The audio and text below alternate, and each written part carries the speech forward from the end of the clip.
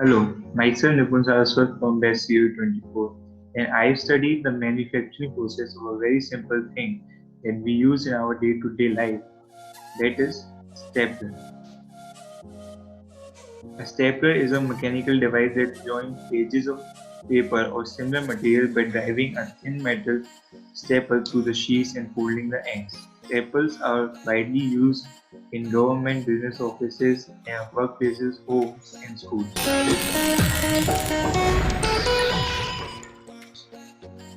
Well, the my manufacturing process of staplers is very easy. While staplers are produced for a number of different uses and in just as many sizes, the basic principle behind the workings of each remain the same. The chief components being pins, stamping, rivets, moldings, and pins. Once completed, are assembled to create similar finished product.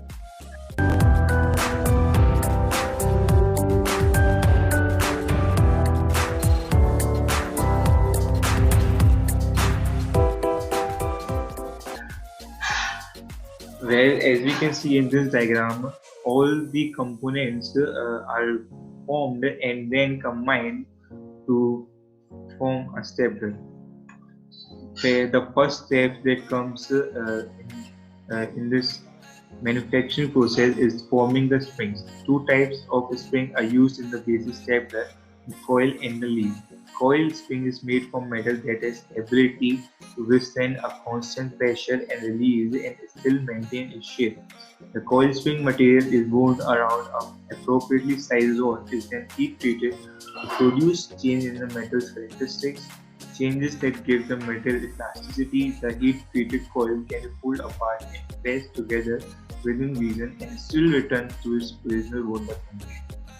The second step is of forming of the leaf springs, which resemble a diving board, are typically made by either bending, rolling a thin piece of steel and then carefully heating it to a temperature that will cause internal stresses. Thinly slicing a carrot lengthwise into strips and then placing them in ice water causes the strips to curl up. This is the same effect observed when springs are properly heat treated. The steel maintains either a curl or flat position and resists any bending motion applied to it. Then comes the stamping of parts. Stampings are typically made of flat sheet metal material of varying thickness that are sandwiched between a punch and a tap. When the punch pushes on the material, it shears a piece of material out of the sheet. A similar principle is applied then when using a cookie cutter on rolled out dough. This is a very cost-efficient way of mass-producing stamping because it does not require any operator to hold the material between the punch and tap.